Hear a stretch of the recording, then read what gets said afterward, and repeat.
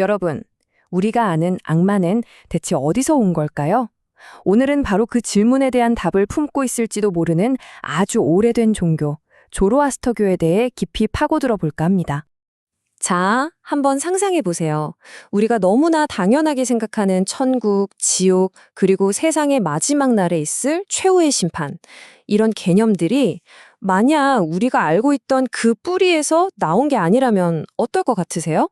그러니까 온 우주를 위협하는 절대적인 악의 존재, 또 천사와 악마가 싸우는 이야기, 죽은 사람이 다시 살아나는 부활, 그리고 선과 악이 모든 걸 걸고 싸우는 마지막 전투. 이런 이야기들 굉장히 익숙하죠. 그런데 이 모든 이야기의 진짜 시작점이 우리가 생각했던 곳이 아닐 수도 있다는 겁니다. 네, 그 힌트는 바로 고대 페르시아의 한 예언자, 조로아스터라는 인물에게 있습니다. 지금부터 그가 세상에 던졌던 그야말로 혁명과도 같았던 생각들을 한번 같이 따라가 보시죠. 모든 것의 시작은 바로 최초의 위대한 전투라는 개념에서 출발합니다. 조로아스터가 제시한 새로운 철학, 바로 우주적인 싸움에 대한 이야기죠.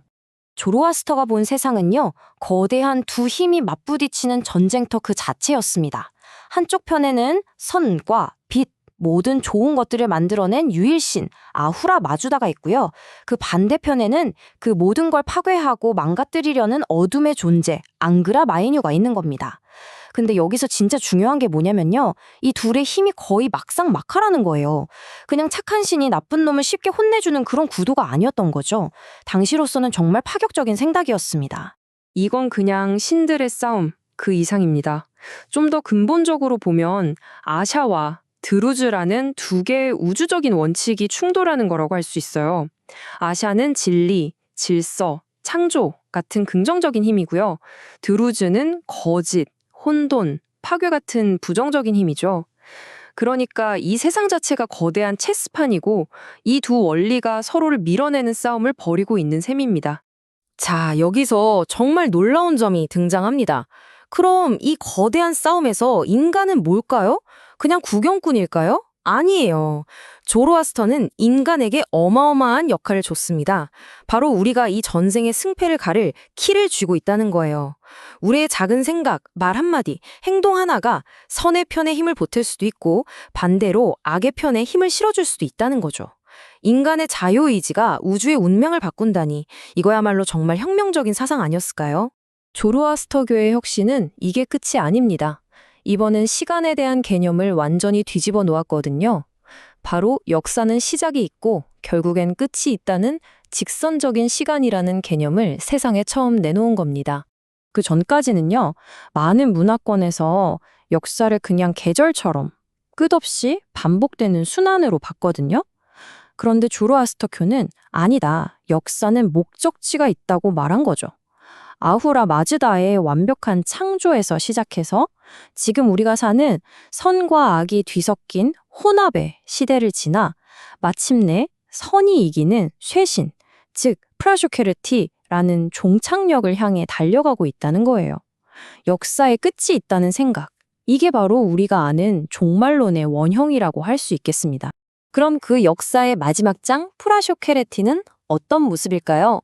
이게 꽤 구체적이에요. 먼저 구원자가 나타나고요. 죽었던 모든 사람이 다시 살아납니다. 그리고 뜨거운 금속이 흐르는 강을 건너면서 심판을 받는다고 해요. 그런데 여기서 진짜 반전이 있습니다. 이 고통스러운 과정을 통해 악한 사람들도 결국에는 깨끗하게 정화되어서 모두가 구원을 받는다는 거예요. 영원히 고통받는 지옥이 아니라 모두가 구원받는 해피엔딩. 정말 희망적인 결말이죠? 자, 그럼 이렇게 독특하고 강력한 사상들이 어떻게 페르시아라는 지역을 넘어서 전 세계로 퍼져나갈 수 있었을까요? 그 거대한 아이디어의 여정을 한번 따라가 보시죠. 이야기는 기원전 539년으로 거슬러 올라갑니다. 역사에서 아주 중요한 순간인데요. 바로 페르시아의 위대한 왕 키루스가 바빌론을 정복한 때입니다. 그때 바빌론에는 유대인들이 포로로 잡혀 있었거든요. 키루스 대왕이 이들을 해방시켜줍니다. 이 사건 덕분에 유대인들은 이후 수백 년 동안 조로아스터교가 국교나 다름없던 페르시아 제국의 영향권 안에 살게 돼요. 바로 여기서 인류 역사를 바꿀 두 위대한 사상의 만남이 시작된 겁니다. 그리고 그 교류의 결과일까요?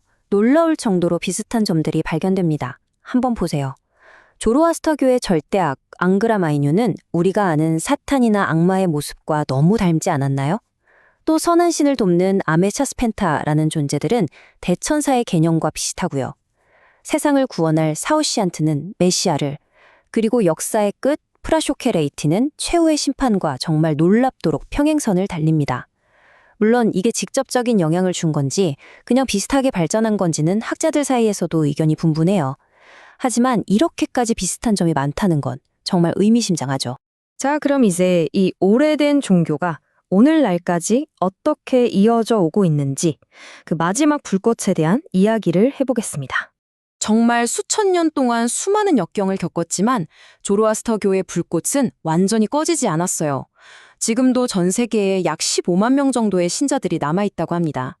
특히 인도에 있는 파르시 공동체나 이란의 일부 남아있는 분들이 그 명맥을 꿋꿋하게 이어가고 있죠. 수는 적지만 그 믿음은 정말 강한 공동체입니다. 이렇게 모든 이야기를 듣고 나니 이런 생각이 들지 않으세요? 지금 우리가 너무나도 당연하게 생각하는 선과 악의 대결, 천국과 지옥, 세상의 종말 같은 믿음들이 어쩌면 아주 오래전 페르시아의 한 예언자가 남긴 거대한 메아리가 아닐까 하는 생각 말이죠. 우리가 근본적이라고 믿는 것들 중 얼마나 많은 것들이 사실은 이렇게 잊혀진 역사의 한 페이지에서 시작된 걸까요? 이 질문을 마지막으로 여러분께 던져보면서 오늘 이야기를 마치겠습니다.